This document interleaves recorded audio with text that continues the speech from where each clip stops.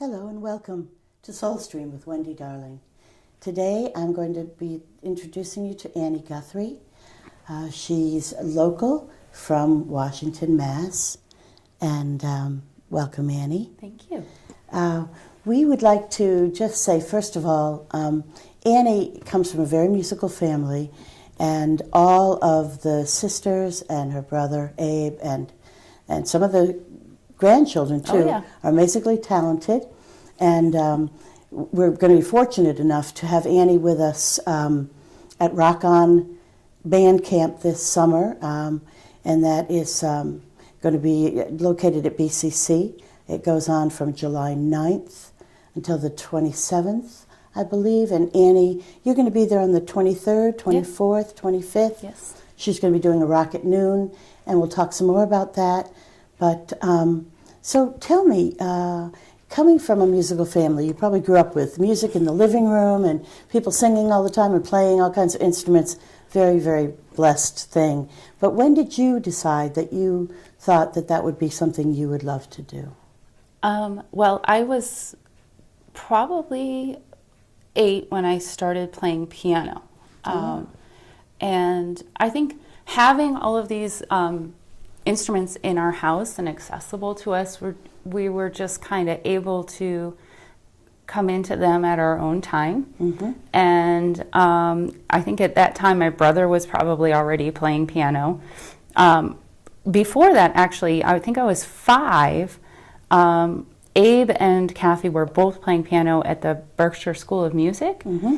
And I took percussion classes there because I was really little. I mean, you could just bang on stuff, right. You know? Yeah. And honestly, I've always loved the sound of the piano. And so I started taking lessons when I was 8. And then when I was 11, I was up. Back then, the piano was up in my parents' bedroom upstairs. Mm-hmm. And it was like a summer day, and I was just sitting at the piano trying to figure out what I wanted to play. And my mom actually had me come over and where she was sitting, and she put a guitar in my hands. Uh-huh. And she taught me how to sing or play. I think she taught me how to play a couple of chords. And it wasn't until 30-something years later that I realized that she had taught me to play Hoyt Axton's song, I Dream of Highways, which is a beautiful song, and my mom used to sing it all the time. And, you know, for those of you who don't know my mom didn't play publicly. She played for herself, and you might have heard her, you know, because you were around. We actually sang together a little bit in the studio. Yeah, in her studio, and that was just for her and her friends. And so it wasn't something that, you know, people heard my mom do very often. And so that's really where I got my start on guitar. Well, you know, I got to have a little interesting story about highways because, you know, of course, Hoyt was a good friend and relative. Yes. And that was one of my favorite songs. And David, my late husband, David Caron, he loved that song as well. So we actually recorded it in Beckett. We lived in Beckett. So David set up a little, you know, recording place in the living room, and we started singing, and he was playing and singing. I was singing the harmony, and I actually just posted on Facebook probably a month ago, just because it, you know, it was fun and you know, it was a great song. So I totally get that she would want you to, you know, she would play that song. She would play that. She taught me that song, but like I said, I didn't realize it until about 3 months ago. I woke up with a memory of my mom singing that song. Wow, that's beautiful. So I learned it, and I realized that's what she had taught me. Mm-hmm. And my dad came home from tour. Like, he was always on the road. We were either with him or we were home. Mm-hmm. You know, we were kind of back and forth. And he was so excited, you know, that I was going to, you know, interested in playing guitar. Yeah. And in our family, music was not something that was encouraged. In fact, it wasn't discouraged, but my dad didn't want us to feel like we had to do this. Mm-hmm. You know, just because he played and his dad played, he didn't want us to feel any pressure about growing up and, you know, being singer-songwriters. Right. So The first thing he did was he set up his sound system in the old living room, and there's these giant speakers, and he put a Telecaster in my hands, and I just wailed at that, for a good 3 hours or so. And then he was going to teach me how to play a song, and the first song he taught me how to play was probably the hardest song he could come up with. He taught me how to play Freight Train.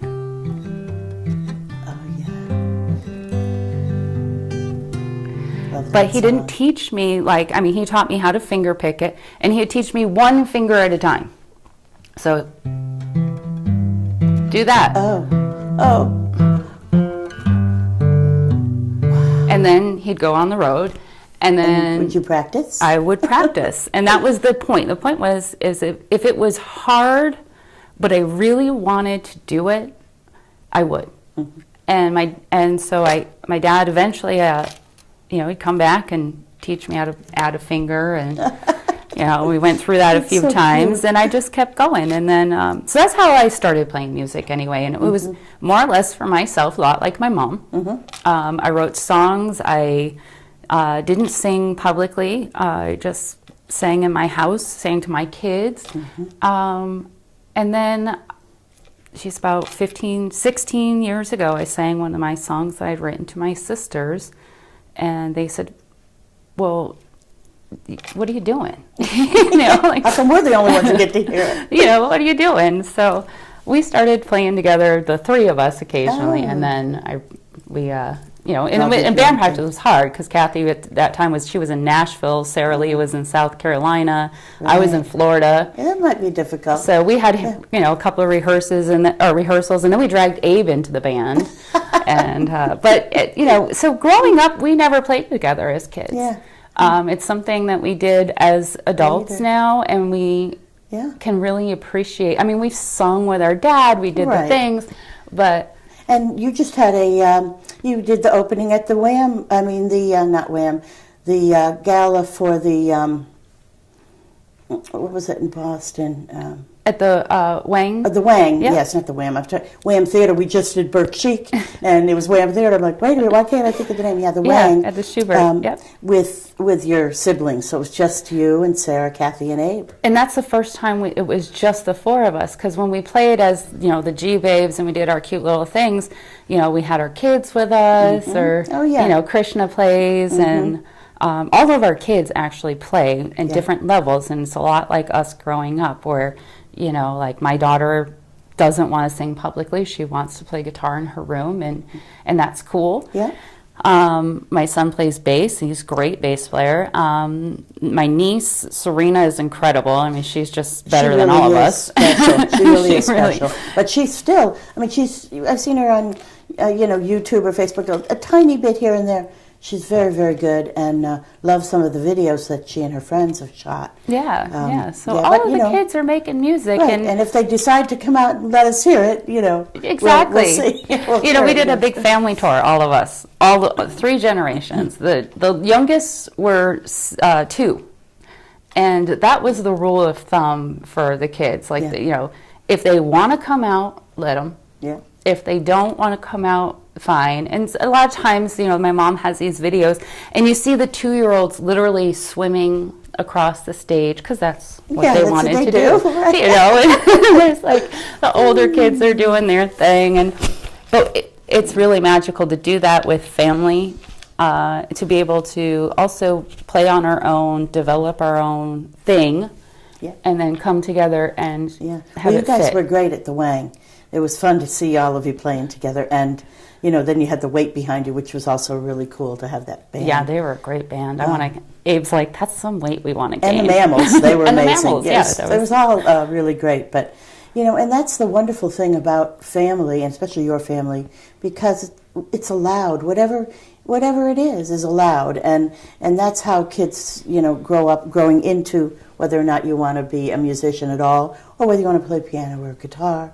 And you have the options, and then you have it around you too, which is great because you hear it, and you're able to see and watch people just pick up an instrument, and all of a sudden there's music happening in your living room, and there were some nights like that, as you well know, for us growing up, where all of a Ramblin' sudden, Jack would be Ramblin' hanging Jack out. would stop by, or the Dillards. I remember yeah. the Dillards playing in the living room, or it's so fun. Shenandoah and those guys, and Carol. yeah. And Carol just recently toured. Steve and Carol went on tour with my dad, and they're coming back out. That's what I do. My day job. I take care of my dad. I've been his manager for 20 years now. Yeah.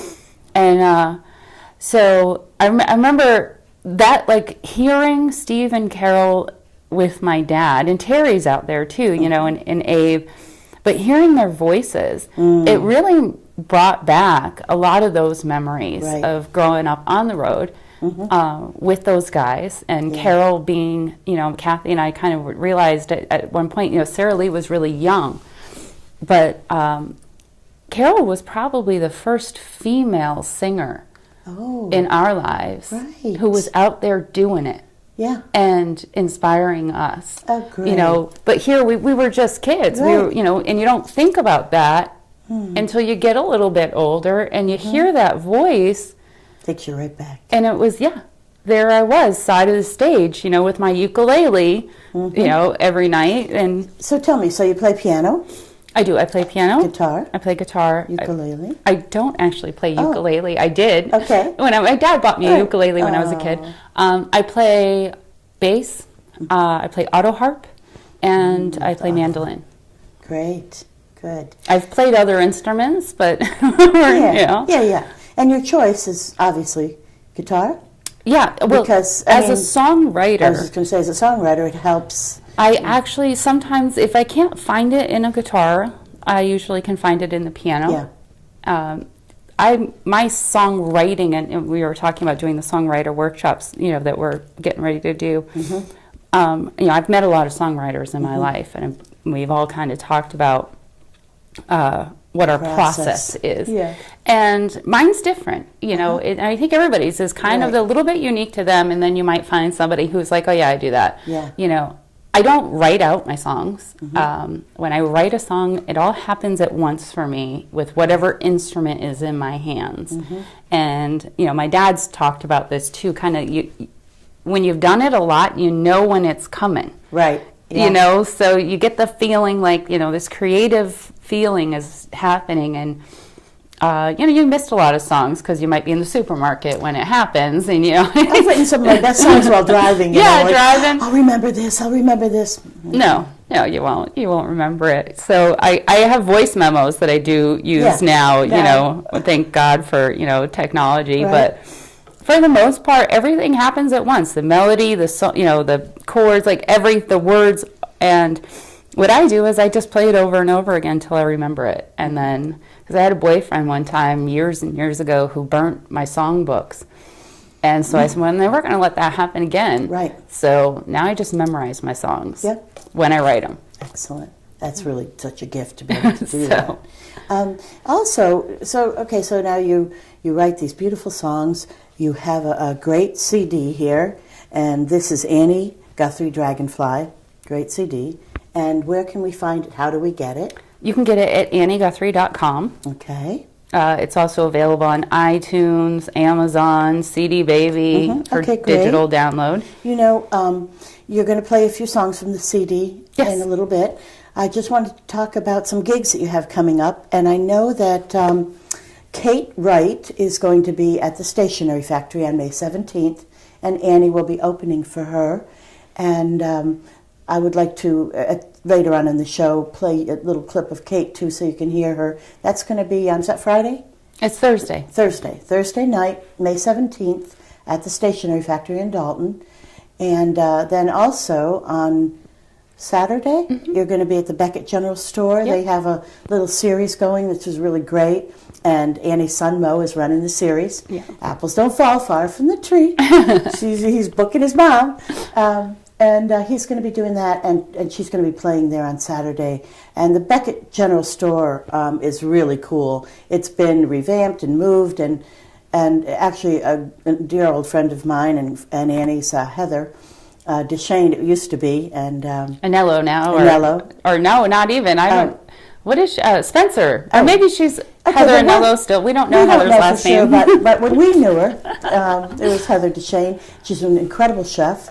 the shop is really cool, and now she has music. So Annie will be there on Saturday, and I also wanted to talk about a little bit more about the Rock On stuff, because the Rock On camp that Mary Talmy does is a fabulous, fabulous thing for kids. And children can come to learn about music, songwriting, producing, all the aspects of the musical trade there. And it's, it's only from the July 9th to the 27th, but Annie's coming in for a Rock On at noon on the 23rd, 24th, and 25th, and there'll be a songwriting series. She'll talk about her process and show some things to the kids, and then Bobby Sweet will be there on the 16th and 17th, and other people are coming too, and we're going to have a whole show on Rock On to tell you all about what's really happening there, and there's a lot of incredible musicians that teach there through the whole process. So it's really an incredible gift to our county to have that here. And they're really fortunate to have such wonderful guest musicians that are so talented. We have so many here. We're very, very lucky. And so I want to, have Annie play a couple of songs off of her CD for us. And also, I wanted you to know about Feistier Than Gin, which she is, by the way. I've known this girl since she was a little baby, and she is feisty. And so this is, actually it's a sticker and a download, so you can download it, and it's got a code on the back of it. So, this would be really fun to listen to. So that's also on my website, CD Baby. You can download directly from CD Baby. You don't get the sticker, though. And also iTunes, Amazon. And then I have another release out, actually, that's called Lullaby, which it was my first release, and that's recorded with my family, and that's also available in all those places. It's a song, the first song I sang to my sisters, and then when we went out on our family tour, the three of us did it together with the whole family, my dad and Abe and Krishna and Johnny and everybody out there. The whole stage was full. Yeah, and so it's actually kind of one of those situations where it's a song about putting your kid to bed with a broken heart. And that's really what the song, it's just what it was, what I was doing at the time. And so we recorded it because I was contacted by a family who had heard us sing it on this tour together. It was the Guthrie Family Rides Again tour. And they had just lost their grandson, and they wanted to play the song at the memorial, so they asked if I had a recording, and I didn't. So we recorded it for the family. And that's the version that I released. And so there's a lot of emotion and everybody on stage knowing exactly, where this was going and what it was for. So I love singing. It's my sister sing the whole song with me in the harmonies. And that sounds so beautiful. That's also available. I'm definitely downloading that for sure. Okay, so let's have you play a song for us. That would be great. Okay, so I'm going to do this song. It's called Late in Bed.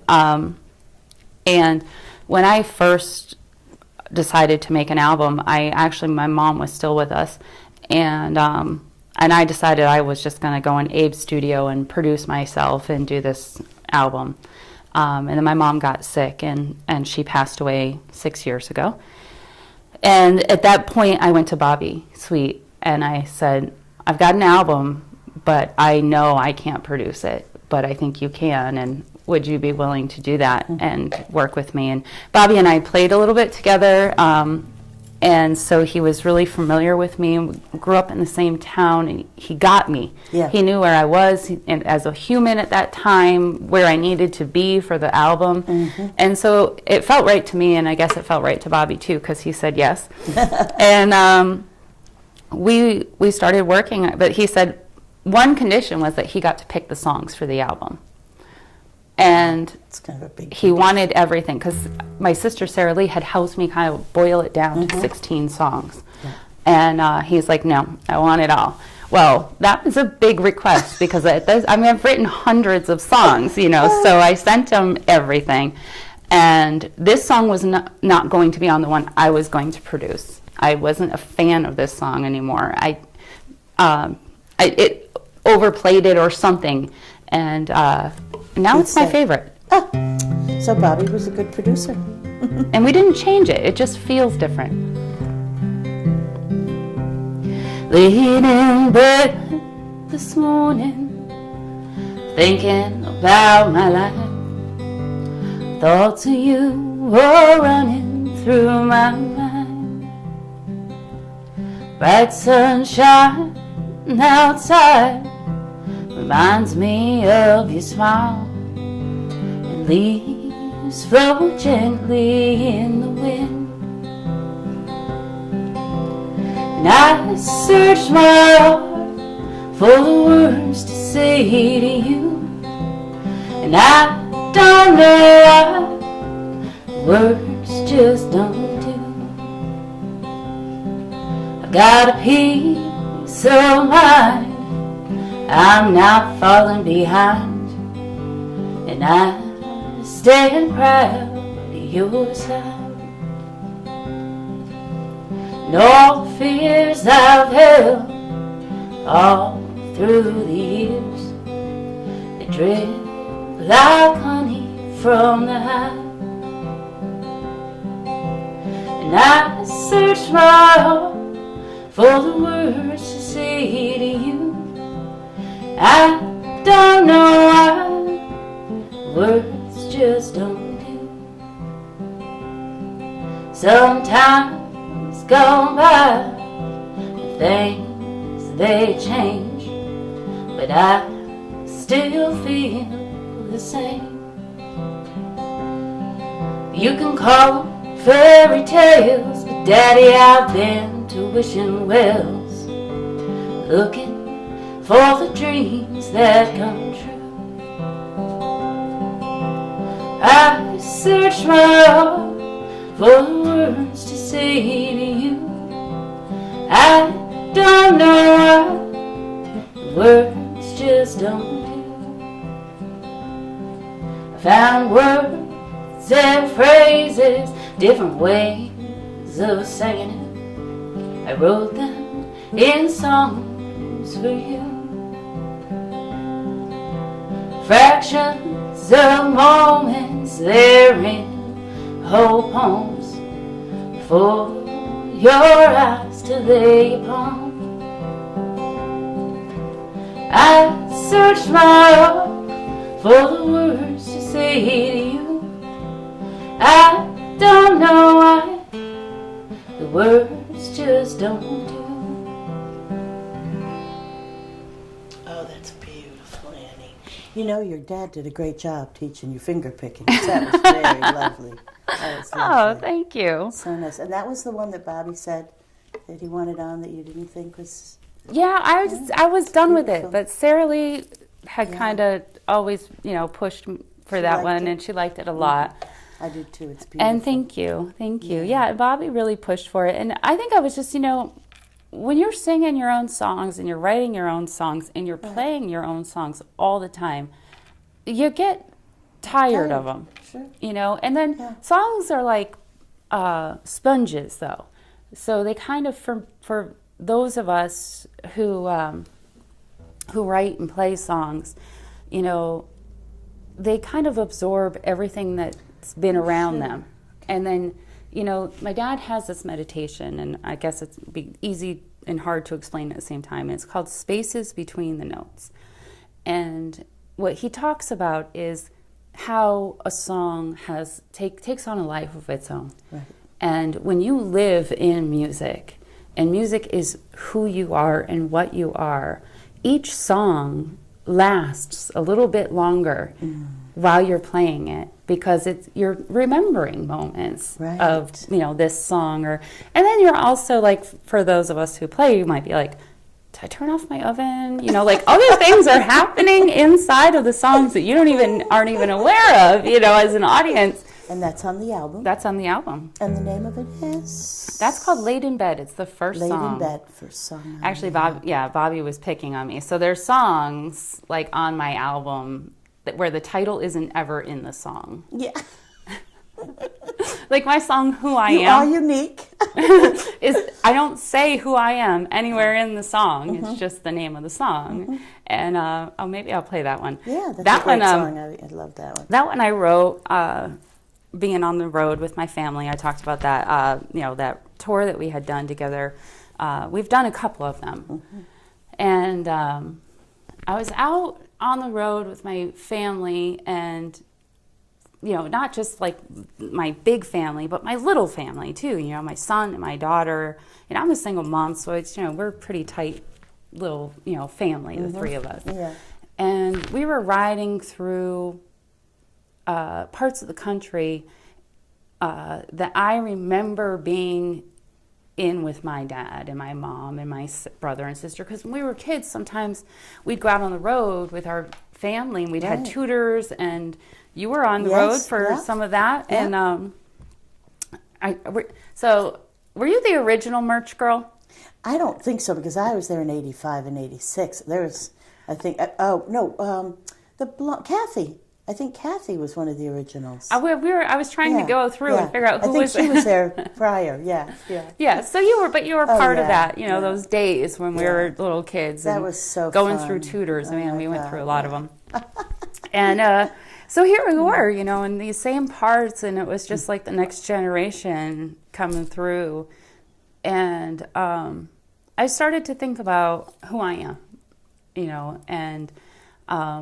When I was a kid, or not a kid, but 17 years old, I was living on an ashram in Sebastian, Florida. And one of the things that they did, was take care of people. And that was the teaching. When you hear ashram, people get it like, oh, you were raised on, an ashram. No, I was raised in an interfaith ashram.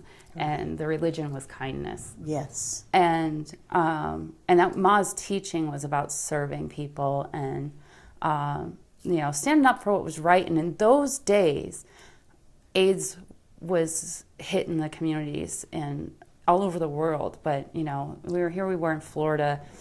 The first generation of children were being born HIV positive, addicted to crack cocaine. There was a lot of stuff, a lot of sad, hard stuff that was happening back then.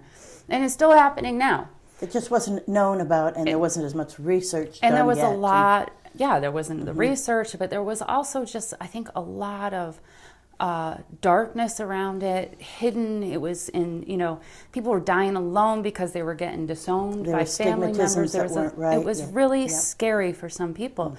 And so what we were doing, we were visiting homes and taking care of people and, bringing them cookies. It wasn't like, big. Trying to lift whatever you could. Yeah. And so that's what we did. And there was a little home that had opened up in Sebastian called Mary's House. And back then, the couple that owned the house, they were a husband and wife and nurse and a doctor. And they were adopting children who were born HIV positive or addicted to crack cocaine. And because that was the way for them to care for them. They actually had to go through the process of fostering and adopting these children. And I spent a lot of time, I spent Thursday nights there. And I was pregnant with my son. I was a teenage mom, so here I was, 17, pregnant, and I would go to Mary's house every Thursday night so that the mom could get a break. Right. And there was a number of us who would go because she had like 5 kids, 5 infants, And there was this one little girl there, her name was Brittany. And she was one of the first kind of babies that they got. And here she was, 2 years old. And she was doing so well on the medications, because back then they were trying different things. Right. And so the antiviral medications that she was on were really helping her progress. And she was walking and talking. And because they weren't sure of the dosage, they started messing around with the dosage. And this is no fault of anybody. Right. She lost her ability to talk. And she lost her ability to walk. But she was happy.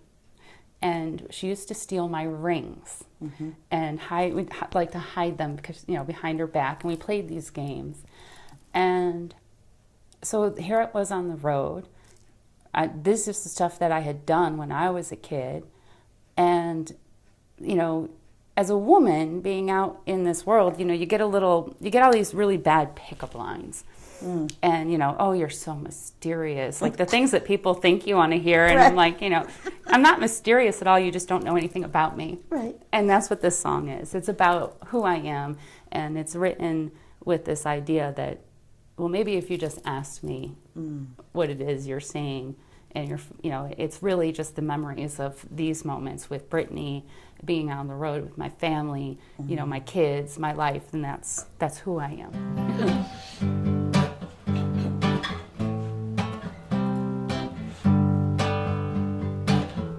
You say there's something about me, you just don't know what it is. I'll tell you something about me, I know exactly what it is. You say there's something in my eyes, some kind of mystery to solve. I'll tell you something in my eyes, it's no mystery at all. It's anyone I've ever loved, everything I've seen, anyone I've ever lost, who live in memories.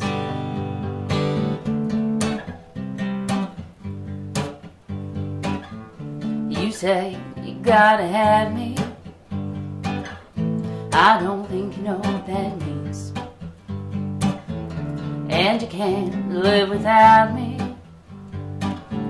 you just don't know why.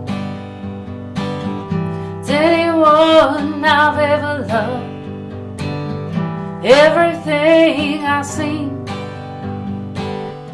anyone I've ever lost, who live in memories.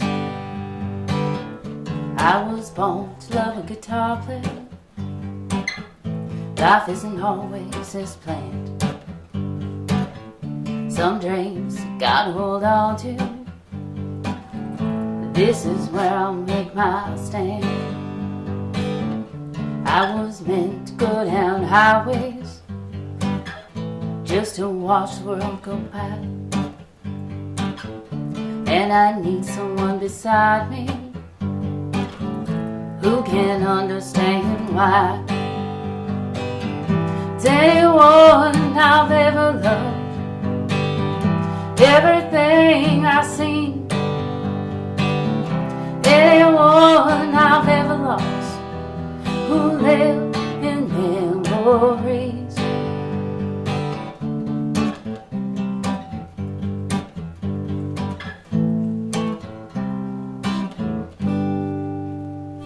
I love that song. Thank you. That's great.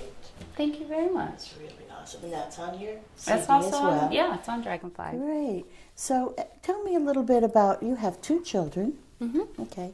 Mo and Jacqueline. Jacqueline. Now, I just met Jacqueline recently, and she is lovely, beautiful, gorgeous high school girl. Uh-huh. She's athletic. She do track? What does she No, do? she doesn't. She's she's in animal science. Oh, She's- animal science. Yeah, Okay. she takes animal science up at Smith, vocational, Oh, and great. it's always been a passion of hers is animals. And yeah, she was named after my mom, so it does make a lot of sense that she would end up Yes. a lot like her in that way. Yeah. And yeah, so she's 16. She'll be 17 in September. And Mo is how old? 23. Yeah, and he's Yep. doing the booking at the Beckett General Store and Yeah. plays bass. Plays Is he, bass. is he in a band too? Does he do some No, of that? no, Just he playing and just plays, figuring yeah. it out. Yeah. I mean, he's played with us. He plays bass when we go out as a family. Okay. So he'll play with us then, and he might back me up sometimes. You know, it depends on what he's feeling. And Yeah. Well, just so you know, I want to remind you again, Annie is going to be opening for Cat Wright, and that's the 17th, which is Thursday, at the Stationery Factory, Flansburgh Avenue in Dalton, and that should be a great show. Many of you might not know who Cat Wright is. You should check her out on YouTube. She's really great. And some of your stuff's on YouTube, isn't it, as Yeah. well? Oh, yeah. Yeah, so just, do some research and have some fun. But Thursday at the Stationery Factory would be a great time to come check it out. Get to hear Annie and Kat together, so that would really be fun. And also, I just wanted to ask you about, I've asked you about your kids and growing up, but what is the thing that, besides music, what is it that really floats you? What is your passion? Is it like the stuff that you did with Ma? Is it your, the ability to really have compassion, for others who are in need, or is it art, or what really floats you? Well, that's a loaded question. I think it's everything. It's all of those things. It's when I was a kid growing up on the ashram and doing what we do or did, and they still do. Yeah. They still do. They're out there. Yeah, they're out there yeah. in the hard Working it. Mm-hmm. parts of this. A lot of more people facing hunger, Right. homelessness.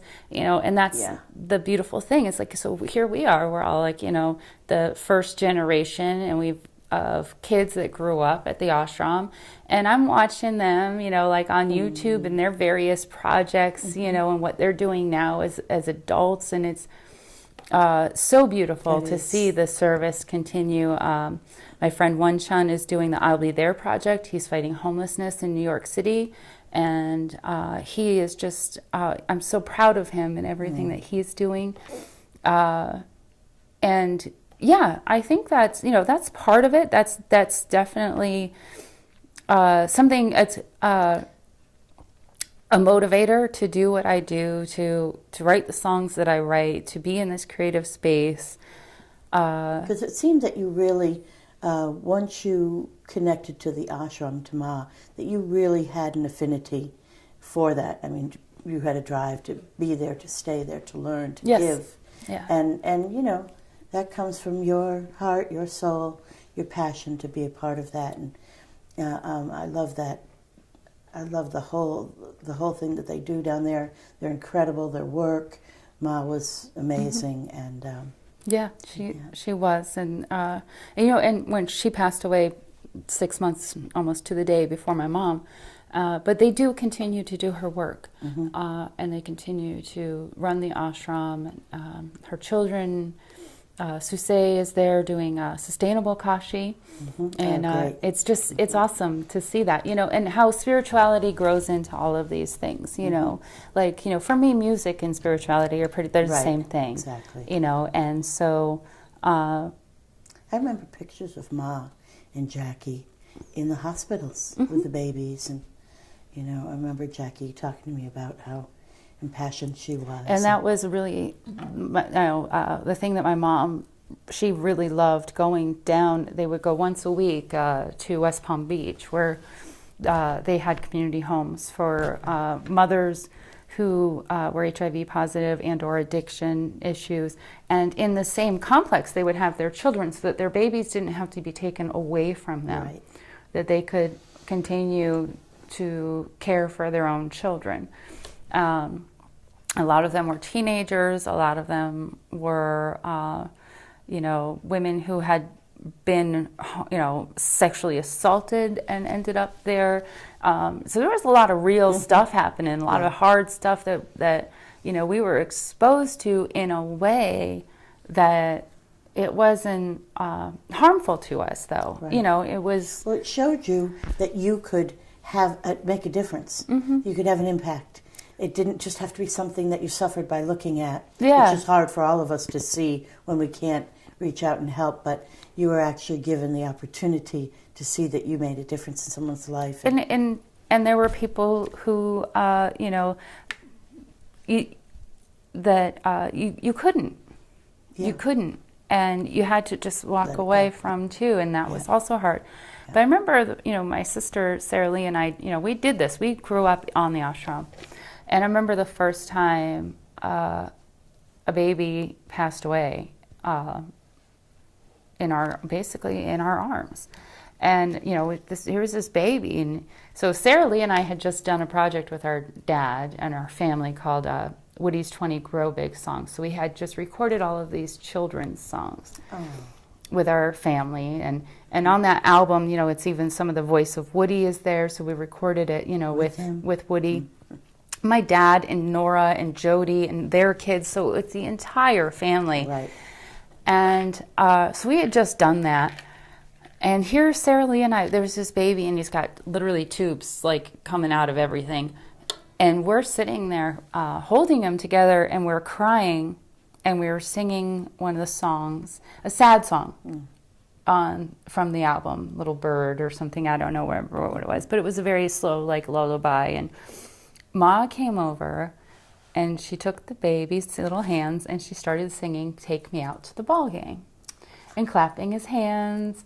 And she just taught us without saying anything that, you know, it's okay to be happy and to make this baby's life happy because we were talking about minutes now, you know, like let's go out on a little happy note, you know. Do the transition, And so that's, you know, we did learn a lot in those moments, you know, and Ma used to say there's no throwaway people.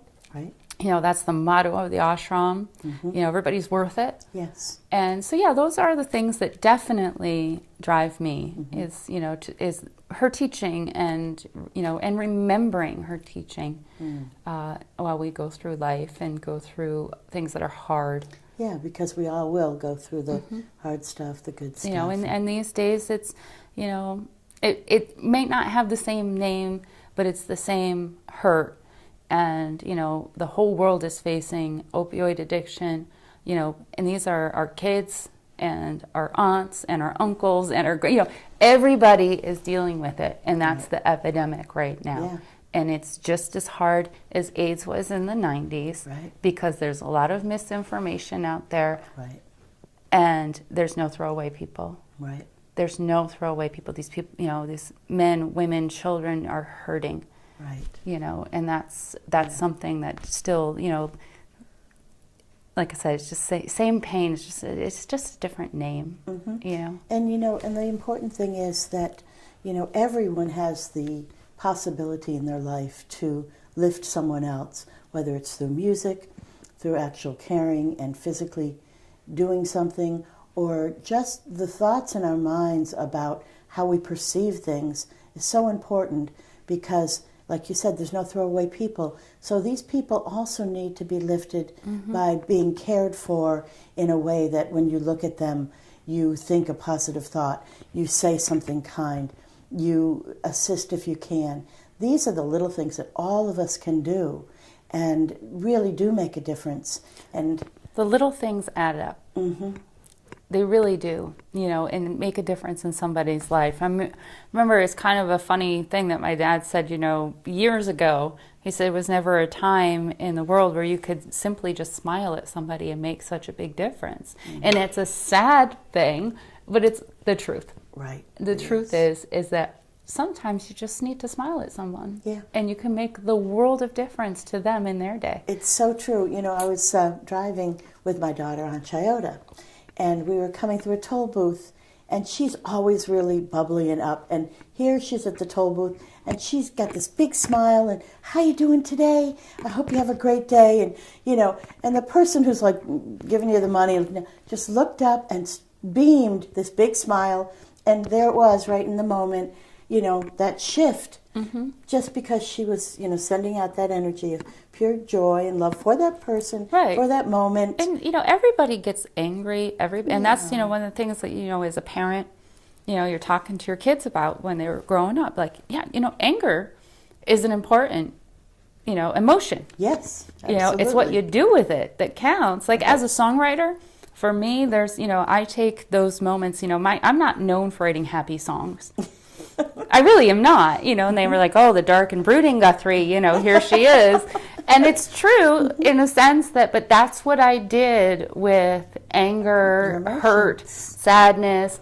You know, yeah, I've written some silly songs, you know, but, you know, we all do that too, you know, so, but that's, yeah, I mean, and it's all real. emotion, and you can just turn it into something that, you know, other people can connect to. Right. Because everybody has those feelings. Everybody does. And, you know, and I think that's what made, you know, Woody who he is. And I'm not trying to be out there being the next Woody Guthrie. Right. You know, I'm just doing what I do. What you feel. And, you know, what's true, you know, to me. And if it connects with you, fine. I love that. You know, here we have this connection. And, you know, and if not, that's okay too. Right. You know, so... Can't connect. I mean, you know, something isn't for everyone. So we just allow and we just put it forth, bring it out there, and, you know, just hope to, you know, have it be and have it connect to whoever and change and shift whatever. And you do change the world in that. And I learned that from Pete Seeger and from my dad, you know, and, you know, I didn't know Woody. I knew Woody's friends. And I knew, you know, and I know, you know, like Pete and Harold Leventhal and Ramblin' Jack, and those guys were all family members when I grew up. You know, and like we were talking about with Hoyt, you know, I knew he was a singer. I mean, I'd seen him, you know, and I knew he wrote these songs. But before I knew any of that, he was Hoyt. Right. And he would babysit us, you know, or, you know, whatever, and hang out. And he was this great guy, and I loved him. And then I grew up with his music all the time in, you know, it's like soundtrack to our, you know, lives is Hoyt Axton and our dad and, you know, Ramblin' Jack and the Dillards. Right. And so, but those guys were family first. Right. And it wasn't until I got older that I realized, wow. Oh, okay. They wrote some good songs. Pete Seeger's like grandpa, you know? and May, Hoyt's mom, May Axton, wrote Heartbreak Hotel. Yes, she did. A song that Elvis did. So and we used to go to family reunions at her house when we were kids. We stopped at one of the tours. We stopped and had lunch with her. Yeah, with her gold silverware in the beautiful dining room. Did she have the Coca-Cola room then? Yes, she did. She had that room that was like the size of this room, maybe a little bit bigger. It was dedicated to Coca-Cola. It was refrigerated. Yeah. She was wild. She was incredible wild. But, you know, and actually, we were just talking, Hoyt Axton's son, Matthew. He's lovely. Sounds so much like his dad. And he came out... saw you guys together. You played at the Guthrie Center. He sang at my mom's memorial. Yeah. Yeah, he came out for my mom's memorial, and we sang together. And, wow, like, but when I first heard him, I was just like, it's Hoyt, you know? And, but so, yeah, and he's like, and Matthew's a great songwriter too, and he's out there, you know, doing his thing. But yeah, growing up with those guys in our houses and, you know, and then later realizing they more or less shaped me as a human and creatively later. You know what does that make sense? You know, absolutely. Like, you know. Because they were your family. You hung out, you enjoyed them, they babysat, you loved them. Yeah. And then, you know, after a while, you got to hear them play because they were just hanging around in the living room playing. And then you're like, wow, he wrote that.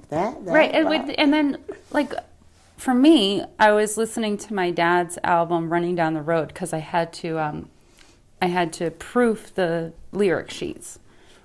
And I'm listening to it, and I'm like, oh, that's where I stole that from. Oh. You know, and I do that to Hoyt, too. Like, I'll listen to Hoyt, and I'll be like, oh, that's probably where I got that from, you know. Well, that's music. Yeah, but that's, music I mean, is, you know, we all take from give to, yeah. But, you know, there's just like little weird notes, like in a song, all of a sudden I'm like, oh yeah. There it is. I did something like that, you know. But you don't realize it, and, you know, it just happens. It's just a part of you. But those were songs that we grew up to, and those were the people that were around us. And so when you ask, like, what drives me, it's everything. It's exactly what I wrote about in that song. It's the time in the ashram. It's the people that were in our house who were doing it, who were making differences. My dad, you know, who was out there and in those hospital rooms is just the same as my mom. Yeah. You know, in the trenches in Africa. He went to South Africa with Ma. And and it's those things, and that's what the Guthrie Center is about in Great Barrington. Yeah. You know, its mission statement is so vague, and that my dad wants it to be available for anything in need, anyone in need. And so those are all the things that drive me. Yeah. You know, when I was on the road with your dad, I remember the first time I heard him tell the story of Amazing Grace, which I had not heard before. And I was so moved. I was moved to tears, but I was so moved. I mean, it never, to this moment, the second it starts, I go right back to that beautiful story that he told, and it was so powerful, and he is such a powerful storyteller. About the slave ship. Yes. Yeah. So Incredible. for those of you who don't know, so the song Amazing Grace was written by the captain of a slave ship. And one, I don't know if it was night or morning, he was about to, deliver some slaves from Africa, and he had a moment and woke up. Yeah, had an epiphany. And he turned the slave ship around and brought them back to Africa. Yeah. And he wrote Amazing Grace, and it's a lot of people don't necessarily know that, and maybe if they do, but it was amazing.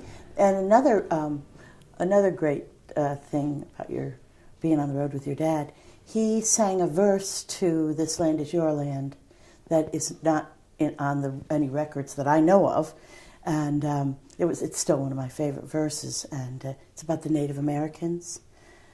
This land is your land, but it once was my land, till we sold you Manhattan Island. You pushed our nations to the reservations. This land was stole from me by you. So that's one of my favorite verses, and you don't really get to hear it, but Arlo told the story one time and sang the verse, and I'll never forget it either.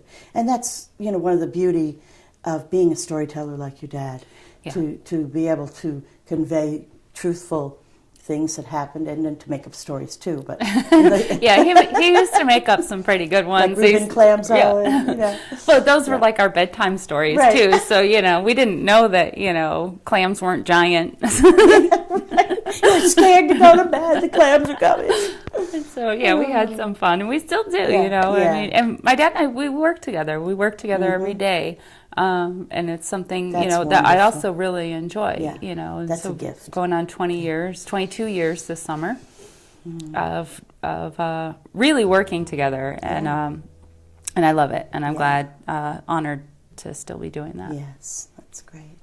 Well, would you like to play one more song for us? I'd love it. Oh, if you would feel like sure. it. I'll try another one. Let's see.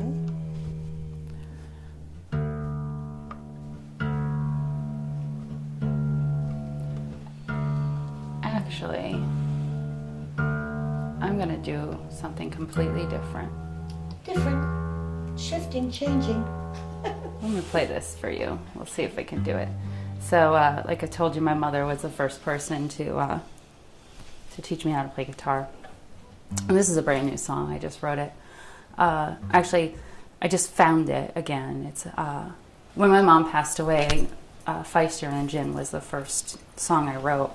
I didn't play for a few months. I was kind of angry that my mom died. Oh, I was pissed, actually, that my mom died. I don't know if I can say that on. You can always bleep it out. Yeah, you can bleep that out if you need to. Sorry, but it was just true emotion, and this song was actually it was written as a joke to a friend of mine who was making me laugh. So I was mad and happy and all this stuff going on. So there was that. But so my mother taught me how to play guitar, and I wrote a song called Untouchable Beauty just before my mom passed away, and I had sang it to her, and with all everything of her getting more sick with the cancer, and we moved her down to Florida, and the whole family, I'd forgotten about this song, and then I found it, and I added a little bit. So this is a song. It's called Untouchable Beauty. I sat at the piano day after day. Sometimes I didn't know what I'd play. Perhaps you saw something in me. I was too young to know to break it free. You put your guitar in my hands, taught me to play in the people's key. I went to the piano for this song.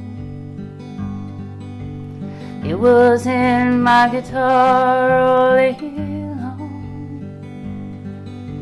and I may have never sung that song again, 'cause I didn't know that's where you'd be. Untouchable beauty, just beyond my reach. There's something to dream about, sure hope I can keep. When we first met and you saw my pain, you didn't judge, you just taught me to rain. Oh, the miles between us, they never meant a thing. We climbed the Himalayas, it's where I learned to sing. Untouchable beauty, just beyond my reach. It's something to think about, sure hope I can keep.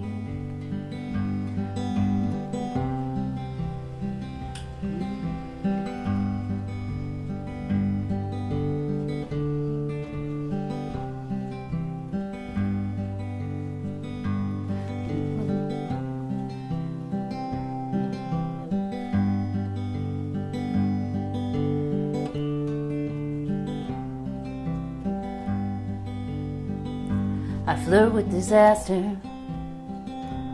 that was my game. You taught me to play fair, gave love a name. And here I make reference, the sun, the sky, the moon, they never add up to what I had in you. Untouchable beauty, just beyond my reach. Thank you, Mom, you gave it all to me.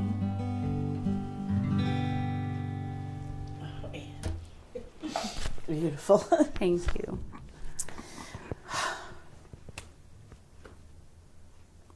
Sorry I made you cry. She was a good friend. So just to recap with you, your playing is beautiful. Thank you for sharing your songwriting and your beautiful voice and your time with us.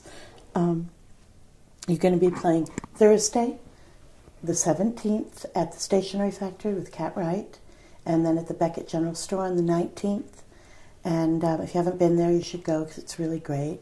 And you can pick up Annie's CD online, a lot of different places. You can go to YouTube and find it on GoDaddy and on her website, and also her download with Feistier Than Gin, which she is. And thank you again for being with us. Thank you so much. Thank you. Take good care and create well.